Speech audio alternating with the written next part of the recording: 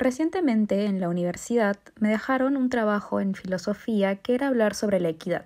Entonces, ¿qué entendemos realmente cuando hablamos de equidad? O bueno, ¿qué es eso a lo que nosotros llamamos equidad? A primera vista, cuando buscamos en cualquier ordenador sobre la palabra equidad, nos va a salir que es un trato justo a las personas, dando a cada una lo que le pertenece a partir del reconocimiento de las condiciones y las características específicas. Por lo tanto, significa justicia, razonamiento de la diversidad y la eliminación de cualquier actitud o acción discriminatoria.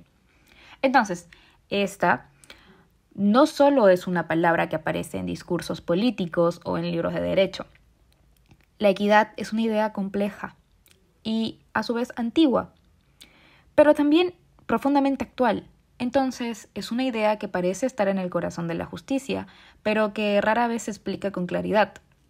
Etimológicamente, equidad viene del latín equitas, derivado del aequus, que significa igual, justo, nivelado.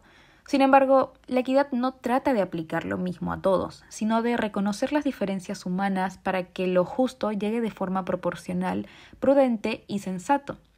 Es por ello que la Real Academia Española no se limita a una sola definición. De hecho, la define como igualdad de ánimo, templanza que busca actuar con conciencia más que con rigor legal, justicia natural frente a la rigidez de la ley estricta, moderación y, por último, disposición para dar a cada quien lo que le corresponde según sus condiciones. Entonces, ¿qué implica esto? Implica que la equidad no es simplemente una forma blanda de justicia. De hecho, es una manera distinta de entender cómo se construye lo justo, no desde una fórmula, sino desde una realidad concreta que vive cada persona. Esta idea no es moderna, de hecho lo podemos observar desde Aristóteles, pero antes de llegar a él, vamos a mencionar a Michel Villey, quien retoma esta concepción de la que habla Aristóteles, puesto que para él sirve para enfrentar la visión moderna del derecho como un conjunto de normas impersonales. Entonces, para él el derecho no era un producto del contrato o la voluntad general, sino que es una herramienta para alcanzar lo justo en situaciones concretas. Entonces, ¿es la justicia lo mismo que la equidad? ¿O puede el derecho llamarse justo si no incorpora la equidad como principio esencial? Aquí es donde aparece John Rawls, filósofo norteamericano, quien afirma que la justicia es equidad, respondiendo así a un problema real, porque ¿cómo construimos un sistema justo en una sociedad donde las personas no nacen con las mismas oportunidades? Es por ello que para él la justicia no puede ser solo el cumplimiento de normas ni una idea moral abstracta, sino debe ser una estructura equitativa, diseñada con criterios racionales, pero también sensibles a la desigualdad real. Es por eso que propone el famoso experimento mental del velo de la ignorancia. Porque si no supieras si vas a nacer rico o pobre, con salud o sin ella, ¿qué reglas aceptarías para vivir en sociedad?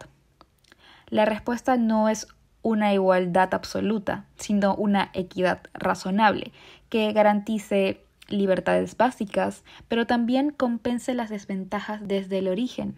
Es por ello que en este contexto, Rawls redefine la equidad como el criterio central de justicia. Ya no basta con tratar a todos igual, sino que hay que asegurar que los más vulnerables no queden atrás. Y esto es lo que hace a su propuesta tan poderosa, porque la justicia no se construye desde el privilegio, sino desde la incertidumbre. Y por otro lado tenemos una visión que se complementa con ella, como Michel Villey, quien insiste en que el derecho no puede ser solo un sistema normativo cerrado. Para Villey, la justicia no se inventa, sino que se descubre en la vida real, en relación concreta entre personas. Si el derecho no es capaz de captar esa realidad, se vuelve ineficaz. Y por ello, para él, la equidad es clave, porque es el criterio que permite aplicar el derecho sin deshumanizarlo. Por ejemplo, imaginemos que tú estás frente a una pista de atletismo y vas a observar a 10 personas correr, pero miras que no todos comienzan desde la misma línea. Algunos tienen mejores entrenadores, mejores zapatillas y una alimentación adecuada.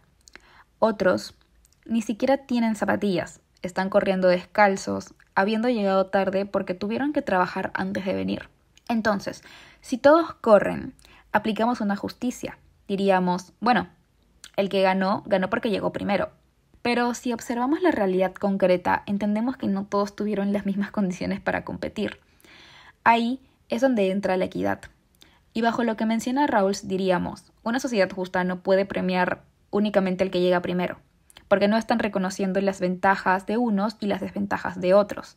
Entonces, la equidad no elimina la carrera, pero ajusta la salida, redistribuye recursos y busca que todos tengan una oportunidad real para llegar a la meta.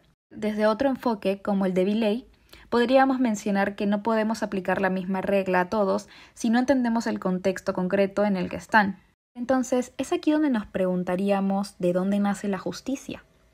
Y bueno, si hablamos de justicia como búsqueda de lo que es justo, el derecho es la herramienta que usamos para concretar esa búsqueda. A su vez, está ligada con claramente una pregunta más, y es ¿de dónde sale el contenido del derecho? O ¿quién decide qué está bien y qué está mal? ¿Qué se puede hacer y qué no? Y acá es donde entran las fuentes del derecho. No solo son documentos oficiales o los códigos legales, son las raíces profundas de donde brota el derecho como sistema, como lenguaje y como cultura, porque hay que entender que a quién le preguntes el sentido de dónde nace la justicia, porque para los clásicos te dirán es un equilibrio natural, para los teólogos es un reflejo del orden divino, para los racionalistas una idea universal y para los contractualistas es una invención humana. Pero antes de avanzar tan rápido, desglosémoslos uno por uno. En primer lugar, hablarles sobre las fuentes del derecho según Michel Villey, porque esta las diferencia en dos, en las fuentes ideales y las fuentes fácticas. Cuando hablamos de fuentes ideales, son esas que nacen no de lo que sucede, sino de lo que debería ser, siendo la primera fuente ideal la razón, afirmando así que muchas doctrinas modernas del derecho se han construido desde una lógica que busca imponer normas racionales, ideales y coherentes, y por ello aquí entra la visión del derecho como una ciencia normativa, por las reglas abstractas pensadas para modelar el comportamiento humano según un deber ser lógico. Históricamente se pensó que la única fuente verdadera del derecho era la palabra de Dios. La Biblia dictaba normas y el derecho debía simplemente obedecer. Sin embargo, Santo Tomás de Aquino rompe esto. Afirma que no podemos conocer plenamente la voluntad divina. El derecho no puede depender de una revelación inalcanzable. Solo la parte accesible a la razón humana puede ser normativa. A pesar de esto, algunas normas bíblicas, como las leyes de Talión, tuvieron peso en la tradición jurídica antigua. En reacción, pensadores como Hobbes propusieron que la voluntad del soberano es la fuente real del derecho. No Dios, no la moral, solo el Estado. Su teoría del contrato social afirma que la ley nace de acuerdo entre los hombres y del poder absoluto que delegan. Y por ello, Villey lo critica, porque el contrato social es una ficción útil, pero no explica con claridad de dónde nace el sentido de lo justo. La voluntad pura no basta como fuente del derecho. Por otro lado, sería hermoso pensar que el derecho nace solo de ideales, de principios nobles o de la razón pura. Pero Michel Villey nos recuerda también que el derecho nace de los hechos, de la experiencia, del conflicto, de eso que sucede aunque no lo apruebes. Desde sus inicios como el positivismo científico por parte de Augusto Comte, que para él el derecho no es una idea abstracta, sino que es un hecho social que debe observarse como quien estudia un fenómeno natural. Y aquí es donde se pasa de una edad teológica a una edad científica. Ya no hay mandatos divinos, solo lo que ocurre en la sociedad. Ahora, filósofos como Hume también, por su parte, desconfiaban completamente de las ideas innatas o del contrato social, y cree que lo jurídico nace de la costumbre, que lo que consideramos justo o legal no es producto de la razón, sino de la educación, de lo que vemos y aprendemos desde pequeños. Asimismo, Montesquieu, que da un paso más radical, donde nos menciona que el derecho depende de la naturaleza de las cosas, que el legislador no crea el derecho, solo puede adaptarlo a la cultura, al clima, a la religión, al momento. Asimismo, a filósofos como Bentham o Savigny, en el caso de Bentham, que nos proponen que el derecho debe servir para algo útil. O sea, que las normas deben ser calculadas no por justicia ideal, sino por eficacia práctica.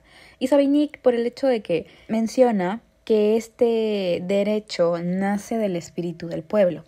Es una creación histórica y cultural, igual que el idioma. Y asimismo vienen teorías como el socialismo y marxismo, donde el derecho ya no era una costumbre, sino una herramienta útil, siendo una forma de poder. Marx mencionaba que este reflejaba las relaciones de producción, aunque autoras como Jering insisten que lo importante no es la norma, sino su efectividad en la realidad concreta. Y aquí es cuando Michel Villey advierte que el positivismo pretende ser neutral, pero no lo es, que todo derecho implica valores, incluso la ciencia jurídica toma partido, aunque lo disimule con tecnicismos. Por eso es que la Escuela de Frankfurt denuncia que las leyes reflejan ideología, no neutralidad. Entonces, podemos mencionar que el derecho no nace solo de ideas, ni solo de hechos. Nace de un cruce, de un conflicto, de una tensión entre lo que soñamos y lo que soportamos, entre lo que queremos imponer y lo que ya está ocurriendo. Y ahí, en ese punto exacto, surge el derecho real. Por ende, hasta aquí hemos hablado sobre la equidad, la justicia y las fuentes que han nutrido la historia del derecho.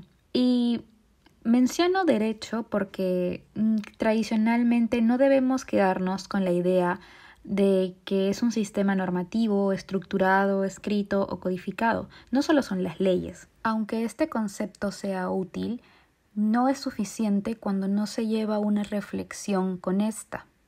Y tampoco es que el derecho tenga como fin formar conciencias ni imponer valores morales. Su función no es hacer virtuoso al individuo, sino garantizar una convivencia ordenada y justa entre personas distintas, desiguales y a veces conflictivas. Es por ello que el derecho no exige bondad, exige respeto. No busca formar almas, sino resolver conflictos y establecer límites razonables. Por todo esto es que el derecho es una herramienta humana que busca aplicar la justicia en situaciones concretas. Eso se refiere a que es una virtud en la que se valora profundamente la prudencia, la capacidad de juzgar con sensatez, contexto y sobre todo con atención a las circunstancias.